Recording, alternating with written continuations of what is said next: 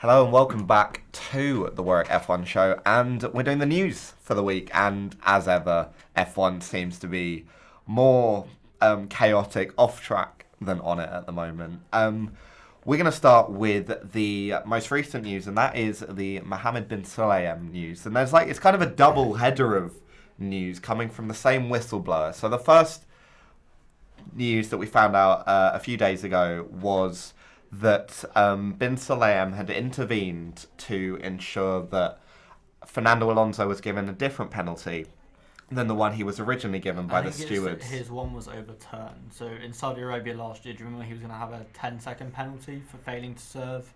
Yeah, I think it was incorrect. The jack was deemed to be touching it, which was the correct penalty. But Ben Sulayem said, no, we must it was supposedly said that we must overturn this, or it should be overturned and it shouldn't stand. Because I think at the time it was a really kind of big moment for F1. There's Alonso's back, Aston Martin are good. Yeah. Let's keep this kind of train rolling. Yeah. Bit dodgy though. Just a tad. I mean, these are all allegations and reports coming out from or a anonymous whistleblower that this has taken place, and that was kind of the first bit of news, and it does look a bit concerning that the FIA president is intervening on behalf. It's always Alonso for some reason. Because we've had Fernando is faster than you, and we had Crashgate. I'm sure there's other ones. Well, back in 2015 with his whole crash and then missing the first race of the season. And no one knows what happened. No one knows why. Sort of drama revolves around that Spaniard, and it is dodgy. I mean, it's not ideal to see the FIA president kind of intervening on behalf of one driver. And it's not good to see that, because obviously it takes attention away from where the real drama should be, obviously, which is between the drivers on track, and so it's... Yeah. So, well, did you say that if he had the penalty, then he might have ended up... in the drivers, he would have definitely lost positions in the race. I'll go to the 2023 Saudi Arabian Grand Prix. Yeah. We'll see. I think it was a 10-second penalty he would have had. It's what... It was already on top of a 5-second one. It was basically the same as what happened to Alpine the week before in Bahrain with Ocon, with his 8 penalties he had or something silly. So had Alonso received, let's just say plus 10 seconds. Yeah, that's what it would have been. It would just be he would have dropped behind George Russell, and would have finished ahead of Lewis Hamilton by about 2.5 tenths of a second. Okay. So he would have lost 3 points, which I think would have dropped him. I think it would have meant that he was. So if he might have dropped multiple. He might have dropped from, because he was 4th overall in the. So if he lost 3 points, he would have dropped from 4th to 6th. Yeah, because he was ahead of Leclerc on countback, and was a point ahead of Norris. Would that have meant that Ferrari? No, because Russell would have gained 3 as well. Yeah, Russell. And Ferrari would have gained nothing. So it actually would have made no difference. It would have helped Mercedes more. In the constructors. But yeah, so he would have dropped from 4th to 6th. So long-term ramifications. Yeah, not great. Yeah, and it didn't get better for Ben Sulayem, because just today, I think, there were also reports, allegedly from the same whistleblower, that he had, or the FIA president had been looking at ways to try and not get the Las Vegas Grand Prix certified for Grade 1 racing, which is an odd one. I just can't really understand it personally. You think of the amount of money that's going to bring him. It's definitely an interesting decision, and not initially clear why he's made that. Yeah. Well, I think the FIA only get a certain amount of money from F1 every year, so they only get 40 million only. They get 40 million from the sport every year. With Vegas being an F1 run event, and basically F1 because it's the first time they've kind of bought some land to actually have the paddock, and all the tickets were through F1. They basically get all the proceeds effectively. Yeah. So they were going to make a lot of money from this event. And it's Vegas. And so they were going to make a lot of money. And it must be one of the most watched F1 races, especially that year, just for the fact it was Vegas. And entertaining. Yeah, I think it was 6 a.m. here though, so that probably didn't help. But it felt like one of the biggest events of the season. It was a great event, and it was a great race. But I think there was also this backdrop, if you read on the BBC website, about him trying to get more money out of the out of liberty, kind of saying you're earning more and more money each year, you should be paying a little bit more to the FIA, whose racing series it is. Yeah.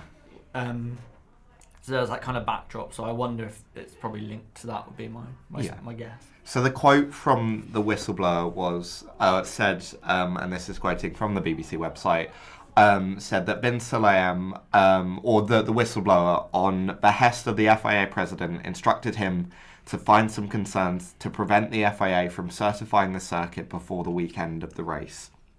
And then adding, asked to be more specific, the whistleblower said that issues on the circuit were meant to be artificially identified regardless of their actual existence, with the ultimate goal of withholding the licence. So we don't know why this was done. We don't know what the purpose of this was. Will, you kind of speculated there about the money side of it.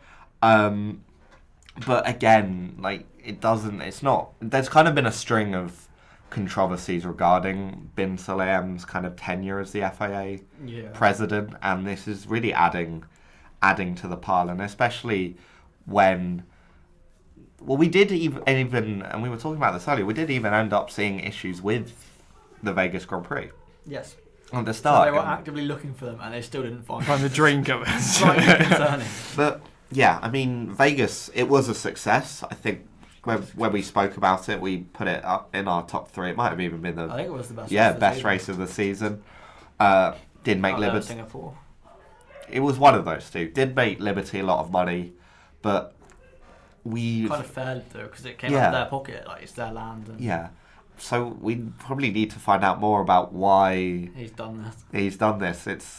There's not been that information at the moment, and it is really, because it doesn't make sense. I'm sure if there is some more info, like if obviously there are any allegations at the moment, and if the story has some truth to it, then there'll definitely be some more information that comes out in the next few days. So I'd say it's definitely just one to stick around and wait for. But it on the face of it, it's certainly an odd decision. Yeah, and I definitely think we'll find out more over the next few days. And now our second and final story, and it's been the story that's kind of been punctuating the start of the whole most recent part of the off season, and that is the allegations surrounding Christian Horner. So there's kind of 2 parts to this. So just before the race weekend started in Bahrain, the report came out, and he did end up being cleared of the allegations that were made. So yeah, I mean, cleared from an impartial report. Yeah, with just kind of all you can really say in that. Yeah, in like the light of what's happened since, it's kind of hard to put any kind of spin on this. Yeah, but ultimately, that's what was decided. Yeah, that's what's been published, and that's kind of the only factual stuff we have at the moment. Is that he has been found by an impartial jury or court, whatever, to be cleared of these allegations. It's not fair to assume anything else exactly. with the information that we're aware of. Yeah. So it's we talk about the information that we're aware of, and then eventually on Saturday, after the race. Yeah. I think it might have been in and around, maybe. It was in and around the story weekend. broke after the race, but it definitely might have happened around then. But an anonymous whistleblower shared a Google Drive with 147 figures in F1. So I think it went to Stefano Domenicali, it went to figures in the FIA, team principals, the media. I think a number of media figures, probably even drivers, and seem to get it. Adrian Newey, these influential figures, I would possibly other team bosses as well. Yeah, exactly. So these 147 figures received a link to a Google Drive that allegedly contained a number of the pieces of evidence that were used within these within the trial and within kind of the decision made. We can't talk, obviously, again, this evidence hasn't been proven, maybe verifiable, we can't really talk about what is in it, but it is really interesting that it has kind of been leaked. Obviously, maybe someone feeling that this wasn't the correct decision to kind of clear Christian Horner and has taken matters into their own hands a bit more. Yeah, it's a really serious thing to do. It's very illegal. Yeah. It's just not a great look for anyone. Like, it doesn't look good for the sport. It doesn't look good for Horner. It doesn't look good for the people that are leaking it, because ultimately it's something that, if that's what the group have decided, that's what they've decided. Like, you kind of have to just accept that and kind of move on. Yeah. The speculation comes with the kind of like, who's leaked it? Like, what team has it come from? Has it come from the victim, or the alleged victim? Yeah. A different team boss, the Verstappen's camp. Someone who's seen the report and doesn't like the outcome. Yeah, so maybe something. I think was it a jury that was deciding on it? Or? I think it was just an independent kind of panel. Because it wasn't anything. It was more of an internal investigation within Red Bull. So maybe that's why. Yes, like the outcome. Yeah. It's all a bit shady. Yes, it's a bit kind of. Yeah. Almost espionage and like it's difficult to talk about, but like there are a number of competing theories on potentially who could have leaked it. I think there have been reports that the Verstappens, especially Jos, hasn't been happy with how this situation has been handled. Ford, who are going to be powering Red Bull from 2026, haven't been happy. I think even Red Bull haven't been happy. Yeah, so there's like multiple. So like Verstappen supposedly, according to Dutch newspapers, who have kind of been leaking this whole story and driving it forward from the start. I think basically saying that he's denying his like open support and said that one Mohammed Ben Sulayem again kind of intervened and said he's getting involved in everything. You should be backing your team principal. He said you should open an investigation supposedly. Yeah. So we don't know how true this is. I mean, I think the fact a lot of it's coming out of Dutch newspapers perhaps suggests that some people may be more responsible than others. I think if it is the Verstappens, I don't think Max really has anything to do with it. I think he's kind of. In a really weird roundabout way, it reminds me a bit of like the Verstappen situation is a bit like the Britney Spears situation a little bit, with like her dad, obviously a very different kind of scenario. Yeah. But you almost kind of feel like Max is kind of trapped with whatever his dad kind of says. Because it's really weird to say this, but his dad is more famous now than he was as an F1 driver.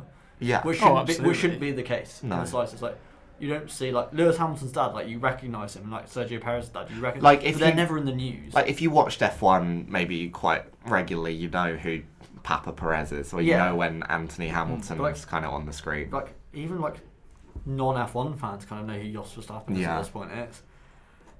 It's just controversial. Max has been kind of very quiet throughout this whole Max hasn't process. Been one or the other, is my kind of opinion, and I think the main concern is that he's going to leave and that Adrian Newey's going to leave and that there's going to be a divide. But I also think that's just news coming out to try and get them to get rid of Horner at the same time. And it's I mean, a lot of these stories kind of there's narratives to these. There's putting pressure on. Sorry. Go. Oh, no. Sorry. No, I just feel the whole situation really is kind of been a little bit mishandled from the start, and so it's like there's questions as whether Horner should have stayed in his position while the investigation was ongoing, and just subtle things like that, I think, where maybe, although yes, a lot of it's breaking now obviously after the results have finally come out, but I think it definitely could have been handled better, I'd say. Yes, for sure. I'm surprised there hasn't been an FIA investigation into it yet. I wouldn't be shocked if it comes after this weekend, where they've got a 2-week break to kind of go through the information. Because in theory, it shouldn't take more than a week to kind of go through and decide. And it will just be the same evidence that's kind of passed over. They don't necessarily have to have a hearing. It's now apparently with 147 of the people, different paddocks. They've probably already looked through it anyway. Yeah. The issue is it's now going to be this main narrative going into Saudi Arabia, which isn't what the sport want. No. And that, I think, has been something that is almost the wider picture with this whole thing. It's very... F1 has become an incredibly popular and successful sport from probably 2019, 2020 onwards. From like peak Drive to Survive. Yeah. And these looks, I think it's fair to say, also combined with maybe the lack of on-track action and like, you can't blame Verstappen for being better than everyone else, but No. it doesn't exactly make the Doesn't racing exciting. And when There's more to find off track. exactly. And when there's more to find off track, and a lot of the off track stuff is quite serious and is quite kind of controversial, it does put the sport in kind of a bad light, and it's not benefiting anyone. And No. this, I don't think, I mean, either of these stories are gonna kind of go away anytime soon either. No. And F1 will probably suffer as a result. But maybe that's why, like you say, the FIA need to have maybe some sort of other investigation, because it feels, even though by this point we were meant to have these results from the investigation, and we did have that, but it seems like the controversy still isn't over. Like, you have quotes coming out from and Jos Verstappen coming out of his opinions, and it's still going on, and it feels maybe that more of an external investigation, like, as you say, from the FI or something else, is maybe the only thing that's actually going to put this matter to bed, and maybe that's why that thing is I think possibly it would necessary. make more sense for F1 to be involved, especially when the FIA is being Investigated themselves. Yeah. Maybe Stefano Domenicali kind of needs to step in and say, look, we're going to sort both of these out right now. It does, it does feel like someone kind of needs Maybe to... he'll be the new head of the FIA. Someone needs to get a handle on these issues, but for the time being, it's looking Fun. perhaps unlikely. The longer it goes on, it's the The worse messier for it the will get. and the worse for the sport that it is. And the bigger fallout it will have. Yes. So I think decisions will be made, and then a truth will come out that kind of, not necessarily, but could juxtapose exactly kind of what's been put out there. And then all of a sudden, something else. Like, you might want to backtrack, but it's too late, and tyres are broken, and it's not great. Yeah, and we'll make sure to obviously keep up to date with it all. So any other news stories that we can think of? Alpine losing their head aerodynamicist and chief technical director, I think it was. I mean, that's kind of stems from... Both just resigning straight after the race, and it's not a great look. No, they are struggling. Yeah. So far. I mean, if you want a job in F1, there are probably going to be some openings at Alpine. There's quite a bit of turnover at the moment. Yeah, well, you never know. As ever. I mean, there's not much really to say. We've kind of discussed it a little when we reviewed Bahrain. Does it not maybe seem strange, though, that it's happened that quickly? Like, you'd say maybe if you got to halfway through the season or even a few races in, and they were on this pace. Like a few weeks. Exactly, yeah. But it's after the first race of the season, and it seems You got a race the next week. Yeah, I think they know how quick. bad that car is. Maybe though. that is Surely what they it just tells do you. it after testing. I think there was maybe a bit of living in denial. Yeah. No one Mercedes always came to we said this testing for the last few years. Can anyone name their team principal? No. Or do they even have one? I mean, they must do. Hang on, I want to find it. But no, I think... I know what he looks like from Drive to Survive, probably. Or I don't know. No, because he wasn't even in it last year. Like, Who was that spoke for Alpine after Omar Safin? It's Bruno Famine. I'm pretty sure it's not pronounced famine, but it's French and I'm British. It's probably like Famine. Yeah, it was the one who was in Famine Drive or to something Survive. like that. Yeah. Okay, but like still, like he doesn't really strike me as someone that's going to inspire a team. No. I mean, he seems nicer than Otmar, but they've had a lot of turnover, and I don't think it's going to kind of stop anytime soon. And obviously, I think we'll wait to see in Saudi Arabia kind of what happens, and if they're still at F1 team by the end of the season. Yeah, truly stuck to the back of the grid. I think Saudi Arabia will be a big race for them, because if it happens in the opening race of the season, possibly it's a freak result. If it happens the same in Saudi Arabia, where there's, especially with maybe a slightly different nature of the track compared to the long straights of Bahrain, then it's a major concern, and that's when sponsors start to get concerned, things like that. I think it's once upgrades start to come in. I think if you look at McLaren last year, the amazing turnaround they had, if you don't see something like that by the summer break, then you're going to start to ask questions of people in charge and your engineers, whose job it is to fix these issues that they've created. I think they're just in trouble. Yeah, they're in big trouble. Yeah. So that's brought us to the end of the news for the week. Make sure to check out our other shows. Obviously, as we mentioned, having done a Bahrain review as well. So yeah, thank you for listening.